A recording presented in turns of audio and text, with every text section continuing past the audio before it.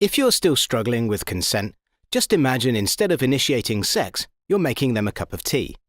You say, "Hey, would you like a cup of tea?" And they go, "Oh my God, I would love a cup of tea, thank you." Then you know they want a cup of tea. If you say, "Hey, would you like a cup of tea?" And they're like, I'm not really sure. Then you can make them a cup of tea, or not, but be aware that they might not drink it. And if they don't drink it, then, and this is the important bit, don't make them drink it. Just because you made it doesn't mean you're entitled to watch them drink it. And if they say, "No thank you," then don't make them tea. At all. Just don't make them tea. Don't make them drink tea, don't get annoyed at them for not wanting tea. They just don't want tea, okay? They might say, "Yes please, that's kind of you." And then when the tea arrives, they actually don't want the tea at all. Sure, that's kind of annoying as you've gone to all the effort of making the tea, but they remain under no obligation to drink the tea.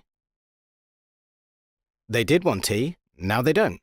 Some people change their mind in the time it takes to boil the kettle, brew the tea, and add the milk.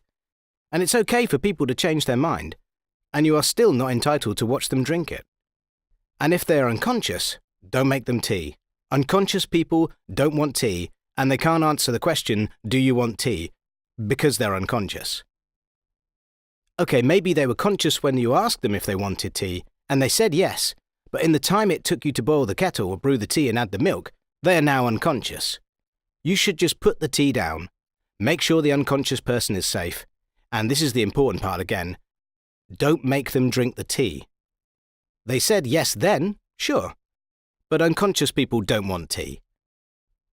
If someone said yes to tea, started drinking it, and then passed out before they'd finished it, don't keep on pouring it down their throat. Take the tea away. Make sure they are safe, because unconscious people don't want tea. Trust me on this.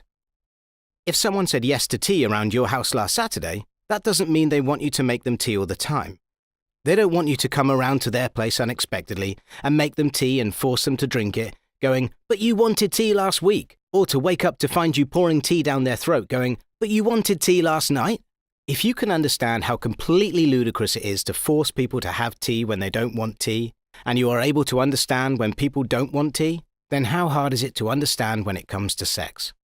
Whether it's tea or sex, consent is everything. And on that note, I'm going to make myself a cup of tea.